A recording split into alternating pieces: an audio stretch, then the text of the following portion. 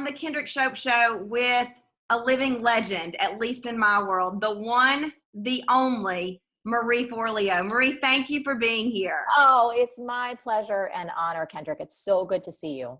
Thank you. I feel the same way. We are going to jump straight in because Marie, as you know, audience, is a very busy lady. But one of the things I love to do is talk about how I know Marie. You all know her. She is, again, she's a legend in this industry. And I'll have to admit, I am more nervous about this interview than I was before I went on Steve Harvey. And I don't know why. You're so sweet. You've got nothing to be nervous about. We're all friends and we're all going to talk and we're going to have a great time. I know. But I just want to get that confession out there. So for those of you who have been living under a rock, Marie is the reason that I am here.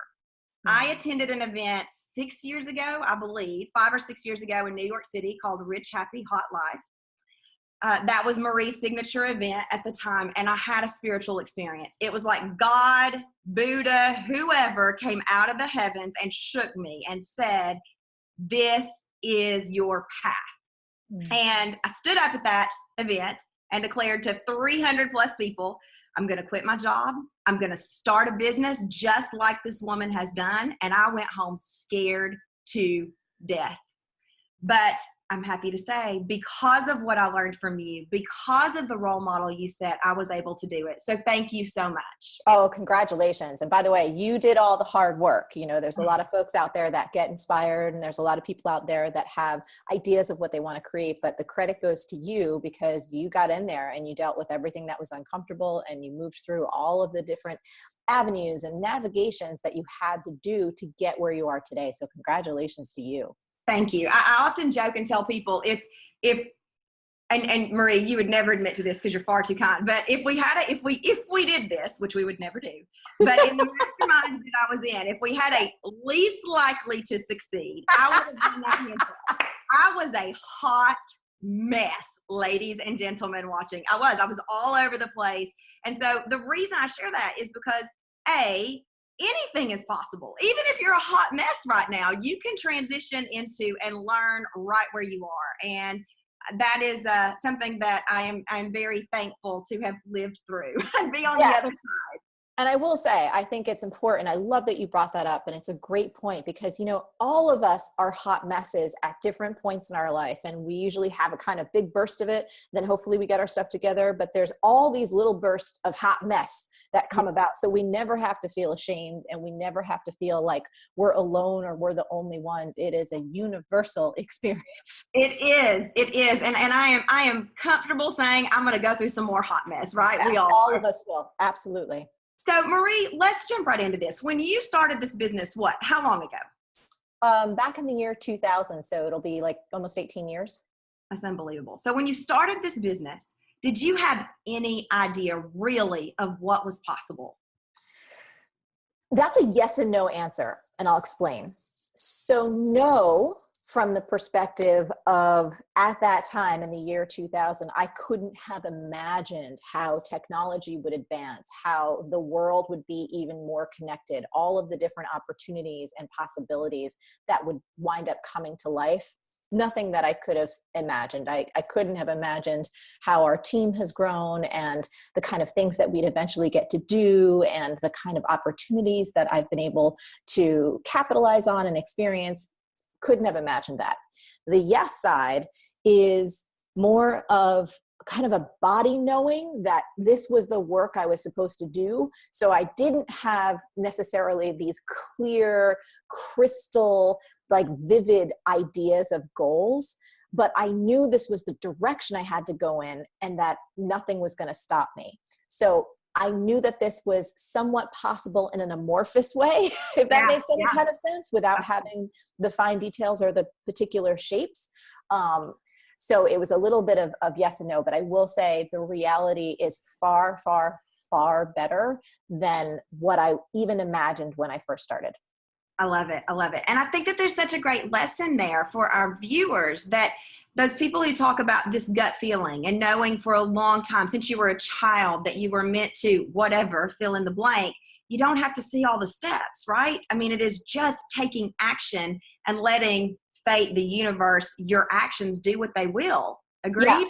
I think it's also important too, because a lot of people feel like they have to be so precise and so clear at the beginning. And it's just not possible for many of us. First of all, oftentimes when you're just kind of feeling your way in the dark, you don't even know what could transpire. Second, and most importantly though, as technology continues to accelerate in how it advances, there are often things coming down the pike that it would literally be impossible for us to imagine, but we can't get there unless we take that first step today. Yeah, absolutely. I completely agree. So in 18 years, what's the worst business advice you've ever been given? I don't think it's one specific piece or a sentence, but it's really this directive to kind of copy and paste what someone else is doing. You know, anytime that someone comes along and says, you have got to do these 7 things precisely in this order, and if you don't do this exactly, you're going to fail. Or when people tell you there's just one way to do something and that's the only way, and they kind of inspire you with this sense of fear that if you don't follow their path, that, you know, you're going to hell in a handbasket and everything's going to fall apart and you're never going to make it. I do think that there are certain principles and there are certain kind of tentpole ideas that are timeless that we all need to pay attention to and bring to life in our own ways. But there's not a set recipe or a set blueprint or a set formula for everybody to succeed. That's bullshit. I love that. And I will say that it's one of the premises of authentic selling that we teach. Authentic selling teaches, for example, when you're teaching people how to overcome the I can't afford to work with you objection, there's not one way. We give 7 tools, and then within the tools, you can move and adjust to meet you where you are, because the way you overcome an objection is not the way I'm going to overcome it or the way Grant Cardone's going to overcome it. We're all different. Yes. And so I love that. You know, yes, the steps absolutely help, but you have to be able to be yourself and be authentic and be true to you within those steps. So I think that is great. Yeah, and have maximum flexibility. I'm sorry to cut you off, but I think so many of us, and I understand where this impulse comes from because I have it too. It's like we're so terrified of the unknown. Yeah. We feel so insecure. We feel like we're not going to be able to do it unless someone hands us a specific, perfect recipe. But what I've learned over these 18 years is like people can give you frameworks and it's great to collect them. Just like what you're saying, there's these 7 different ways. And then you have to be able to take all of those incredible tools and have the courage to then do your own mixtape off that. You have to have the ability to be really agile and really flexible and really spontaneous in your ability to combine them in new ways, to try out new things. So I just wanted to add that piece because, you know, that ability to say, I am ultimately flexible and I will try whatever it takes to make this work. I think that is kind of the counterpoint to this consciousness of, I need a formula, tell me what to do and I'll do it. It's also counterproductive in terms of the true spirit of being an entrepreneur. So when you are an entrepreneur, and I'm not saying entrepreneurs are better than non-entrepreneurs, we need all of us. However, when you really are running your own business, you have to be willing to make decisions, and you have to be willing to do things that you are willing for them not to work. Nothing is guaranteed. You are going to have flops and fails. So to have a false illusion that anyone's framework or anyone's recipe is going to guarantee to get you there, you got to take a step back. A, it's not true. B, you're not counting enough on your own strengths and your ability to get out there and navigate as you can to really bring an authentic business to life. So let's talk about flops and fails, because I'm really curious, and I know that it happens because it happens to everybody, but Marie, we never see you flop and fail. Well, is there a place where you're immune to that, or what? No. You never send an email out with a broken link. What? You never flop or fail. Well, I don't think that that's true, because we do catch errors. Maybe not that particular one, but we have all kinds of things that go wrong. They generally tend to be stuff that blows up like on the back end, and then we scramble to take care of things so that we can take care of our customers. So I'll give you an example. It was a few years ago during getting ready for a launch for B School. And we had a particular development team that was working on all of our landing pages. They were working on all of our interior member area pages, like just really big stuff. And they kept telling us, we got it, we got it, we got it, we got it. And internally on my team, we were all getting nervous. We're like, do they really have it? Like, why haven't we seen it yet? And it's always that fine line of not wanting to micromanage and being a responsible leader. And it came down to the wire, and we took a look at what they created, and it was total shit. And I'm talking, this is like days before we were having maybe up to 1 million people mail for us to completely non-existent broken pages. And so that, in my eyes, is like right up there on a flop or a fail, because it was an enormous amount of money. We wasted so much time and resources. My team, including myself, I mean, the stress level, Kendrick, was beyond anything that we could have imagined. And I had to dig deep to find other resources to be able to pull off this launch so the whole thing didn't go down the toilet. And we did it. It wasn't easy, but that's not how we operate. So a lot of the things that are flops and failures in terms of wasting an enormous amount of money, hiring the wrong people, having things just completely kind of blow up. Not that I don't want to share it, but it's like when you're in that mode of trying to take care of your customers, like I'm not going to go make a video about, hey, do you know this almost didn't happen? It's like, we're just like breathing to get through each next day. So yeah. Does that make sense? Yeah, I appreciate you sharing that. We had a similar experience, not to that scale, but with sales school in 2016. I've learned, what percentage your list should convert at, and with it, I've done it long enough to know this is what we should see. This is where we typically convert, and numbers were wretched. Yeah. And I'm thinking, oh my God, we've spent this much money on ads. We've done this 1 million times. Like, what is going on? And I realized that we're sending our emails to 50 people instead of the thousands of people. Oh, my stomach. All the free training, all that stuff. And I'm like, oh my God, it was a total shit show behind the scenes. What do we do? How do we fix it? How do we not look like idiots? Because we're asking these people to trust us, and it's a great product, but yes, I get it. Yeah. So those kind of things have happened in our business. I mean, all the time. And at this point, we don't like them, and we do our best to mitigate or manage around that or prevent it. But we always have this running joke. We're like, no matter how much experience we gain and no matter how much we are ticking off the boxes, and I work with really capable people, life happens though. I mean, we've had times where there's natural disasters. We've had times where actually with RHH Live, we had an entire film crew send out to Europe. They filmed our entire event. They went to Europe to film customer stories, and they were supposed to come back, hand off the footage so we could go into post-production so we could use all of it. And they told us, guess what? We were in Rome, last part of our trip, and someone stole all of our equipment, including all of the footage.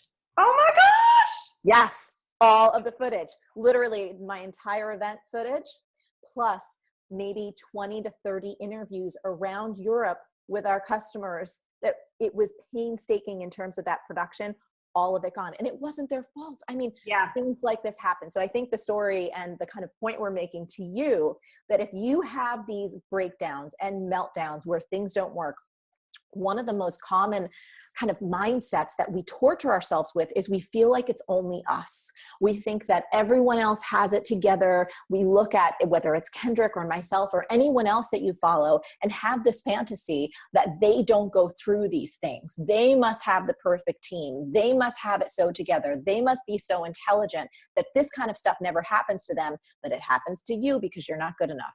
It's bullshit.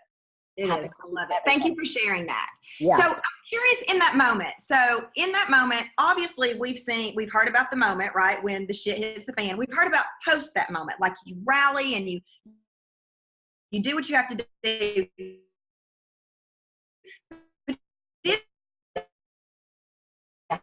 I eat some chocolate, drink some wine, and say, what the fuck? Oh, okay. So here is a little bit of the infrastructure of my mind and how I deal with things. So I'm lucky in the fact that throughout the course of my life, and this is actually my book that I'm writing about now, which I'm so excited, my core life philosophy is that everything is figure outable. And over time, that has become my immediate go-to. So when the shit hits the fan, which it does awesome, immediately I go into solution mode, because that's how I've trained myself. And I do think that this is possible for anyone. Our brains are plastic, meaning that we can reshape them. And this is a really good thing. So for anyone, if you go into fly off mode, know that you don't have to. But here's the important point. Once I've got a plan set, once I'm like, okay, everything is figure outable. What do we do here? What are the calls I need to make? Let's get this thing rolling. Then once I get in a little bit and I can see that we're at least taking action and there's hope, usually at night, then I'm like, I need mac and cheese. I need Netflix. I need some time to just like let off that steam. And if letting off that steam means venting, if it means crying, again, if it means some comfort food, depending on the flavor of what I've experienced, I usually do that after. So I kind of like that too. I'm wired that way a little bit. So my audience knows, years ago, gosh, I don't know, let's see, 14 years ago, Blake, we've been married for 13 months. Blake has 3 massive strokes. Literally, we're talking like this. One side of his face falls, classic stroke symptoms. Again, we've been married 13 months. And I mean, I was like, okay, great. We call 911. I mean, I didn't know what's going on, but he couldn't speak, walk, or write. So we call 911. And for those 3 months afterwards, the neurologist looked me in the face that night and said, I can't promise you your husband will live through the night. And I was like, okay, we need an action plan. We need this, we need this, we need this. 6 months later, when he's got a clean bill of health, I fall apart. He's like, I don't understand. I'm like, that's the way I work. I'm great in a crisis. Maybe at my best. Fight or flight, I'm going to fight till the death. Yes. And post fight or flight, oh man, I need some Netflix. I need some pizza. I need some wine. I need you to get away. Yeah.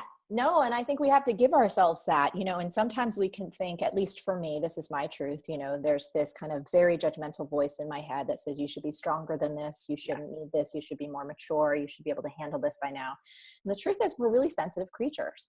And, especially as women, I know that not everyone listening is women, but however, for women particularly, it can be a challenging thing to navigate because there is this side of ourselves that's very nurturing and very soft and very fluid and very playful and joyful. And then there's the side of ourselves that's very driven and focused and, managing all of those different energies and keeping that all going. We have to be kinder to ourselves. That's one of probably the biggest lessons I've learned is you have to let yourself feel those things and metabolize them and digest them. Otherwise, they start creating some real chronic pain when you don't let yourself experience them.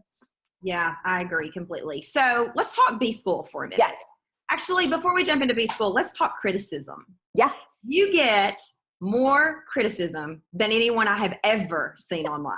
Seriously, it's like somebody's throwing a pie towards you, throwing a pie. That is a Southern thing if I've ever heard it. All the time. And then B school season comes around and the volume gets turned way up on the criticism. Yeah. How do you deal with that? So there's a few ways. The one main principle is this: the more you care about what other people think, the more they own you. I know that to be true in the depths of my soul. So I don't give a flying fuck what people think about me because I am super clear on who I am. I'm clear on my values. I'm clear on my integrity. I'm clear on what I'm here to do. So for me, it's all an inner game. And there are so many people in this world that I've discovered that I am the ideal kind of guide and mentor for. So all I do is focus on them. And honestly, I'm going to say this, and I don't say it with a mean heart, but it is the truth. People that take their time out to criticize me or to criticize anyone else for that matter, I know this to be true. They're losing in their life. They are not living up to their full potential because if they're wasting any of that time trying to tear me down, I guarantee they're insecure. I guarantee they're unhappy. I guarantee they're not making the kind of money that they want to make. I guarantee you that their relationships are not where they want it to be. I guarantee you that their health is less than optimal. And I guarantee you they're just not as friggin' happy as I am. Like, I'm winning on all these levels. Do you know why? Because I don't spend any time in the negative. Now, that doesn't mean that we don't look at what we're doing and try to improve it and look at constructive criticism. We're not living in a bubble, but I think there's a really big distinction between people offering feedback that is designed to help you improve and grow and people that are just trolls and nasty and catty. And you're like, what are you doing with your life? So that's why it doesn't impact me. I'm like, I feel sorry for them, to be quite honest, because do you see it or are you insulated from it? Because that's a wonderful way to be. I mean, it is. And that's the way that that's wonderful. But do you see it when you're online or are you? Yeah. I mean, I'm on social media because I'm, you know, That's if right. I'm, That's right. if I'm on, you know, if I'm replying in comments, it's me on social media. Like Team Forleo has their own account and they'll say hi to people and they'll help people. But if you see anything from me, like that's me. So I'm there. So in that respect, I see everything. And it's just, it really comes down to this. It's like they're miserable and they're not winning. Yeah. And none of the people in my life that I respect their body of work, I respect their values, I respect who they are, they're not trolls. They don't criticize. Like if anyone has feedback, which again, that's even rare. It's like, if my friends got to tell me something, they'll tell me something. Even if someone, like they'll send me an email if they want me to hear something. It's the people that are doing this. I was thinking about this morning. It hasn't happened in like a minute, but it'll probably happen today. Like the people will get so upset about something I've said, or they don't like my outfit, or they don't like one word I've used, or who knows? Or why can't you talk about this instead of this? Why did you leave out all these people? And I'm like, are you for real? And I'm unfollowing you for that. I'm like, do you like, what is the intention behind telling me you're unfollowing me? I don't give a shit. I'm going to be me until the day I die. I am here to serve. If you don't like it, you could change the channel. But what is the mentality of that person? And all I can come down to is that they're desperate for attention, which I have compassion for. But they're a little misguided at this point, and they need to get their own life together. That's fantastic. It's fantastic. I had somebody attack, and it's interesting when you go from a place of, you know, wanting all this to beginning to get some of that negativity, right? It's like, whoa, okay, great. But I had somebody just rip into me on social media, and of course they tagged me about being on someone's show and how that person was a racist, not on the show I was on, but on a previous show that I had never seen. And I mean, I remember thinking, what the frick does this have to do with me? I mean, this has nothing to do with me. And it just blew my mind. So I appreciate how honest and open you are about it, because people need to hear that. People need to hear, look, if this is your go-to reaction, look inside you first, because what are you trying to accomplish? Do you think I'm going to comment back when you say I'm unfollowing you? Because I'm not. I don't need that in my life. Yeah, no, I think, and what you also brought up a really important point as well. You know, I saw, especially around recently when it was the Golden Globe Awards, and Oprah did this incredible speech, which I was in tears about, and I shared it, and people are like, and I get a post back that basically has a picture of Oprah kissing Harvey Weinstein on the cheek at some event from like years ago. And it was like, she's a hypocrite. And I was like, do you really think Oprah and like so many other people knew the inner workings of who this man was? Do all of us not have friends who present one thing that then years down the line, we discover that perhaps they've behaved in certain ways or whatever? Anyway, my point is this: to hold Oprah or you accountable for like appearing on a show or for being in the same room with someone who has done some unsavory, really bad things. The logic in that is just, it's so dumb.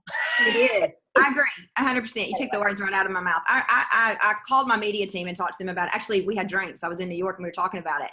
And I said, you know, this is the most ignorant thing I've ever heard of in my life, to think that because I appeared on a show, I'm racist. I mean, that's this is the stupidest thing I've ever heard. So yeah, absolutely. Okay. We got 2 more questions. I want to be respectful of your time. The next one is about B-School. Sure. And this question came right off of something I read on your website, I believe in this summer, but I want to address it. It needs to be addressed. As sure as my hair is red, I'm passionate about it. Is B-School a scam? Oh my God, of course it is. Of course, right? You're just taking everybody's money and not delivering shit. I wonder how I've lasted 18 years. And I'm here, and I wonder how, like, you know, Oprah and Tony Robbins and Richard Branson and yourself and like a whole enormous crew of people genuinely endorse me. I just wonder how all of that has happened. Yeah. Anyway, of course not. I was being facetious. You know, it's a beautiful program that radically transforms people's lives. We have nearly 40,000 graduates from across 160 industries. from, I believe at this point, it's 130 countries around the world. The program is proven. It is our heart and soul.